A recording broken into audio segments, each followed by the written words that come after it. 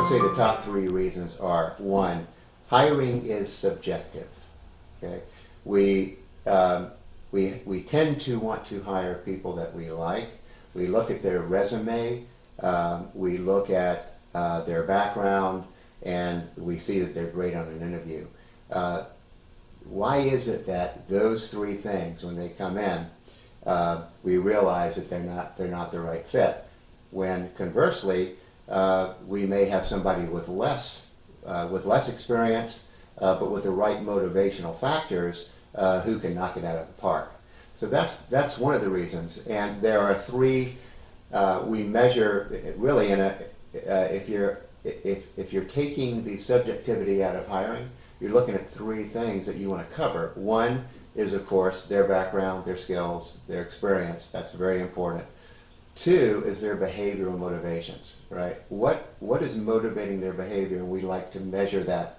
Three is cognition. So we like to measure how quickly a candidate's going to come up to speed, because in this era of skinny resumes, there's not a lot of people waiting for jobs, right? So many of the people we're hiring don't have the experience that we're looking for, which is fine if they have the right motivational factors and they have the ability to learn quickly. So we like to measure how quickly they can learn, not how big their IQ is, etc., but how quickly they can come up to speed. Okay. The second factor, the second most important issue, is that people just aren't in the right role sometimes, right? It's a question of not that they're bad people, but they're in the wrong role. And you may have, for example, someone who is very comfortable dealing with ambiguity, very comfortable dealing in an environment that doesn't have structure, and yet we're putting them in a role that requires detail and structure. So they're just not going to thrive, and not only that, they're not going to be engaged. Okay. The third is, once we get these A players, how do we manage them? So you've heard of the golden rule, treat others as you want to be treated. Well, there's a platinum rule. And the platinum rule is treat others as they want to be treated.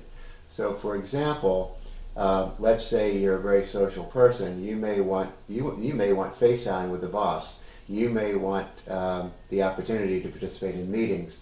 There are other very effective people who don't want as much face time with you, the boss, and they would rather they process by thinking, not by talking.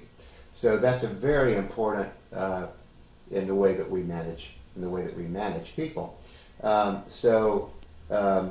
Once we're aware of the traits that these people have and what motivates their behavior, we know in what roles to put them in and also how to manage them.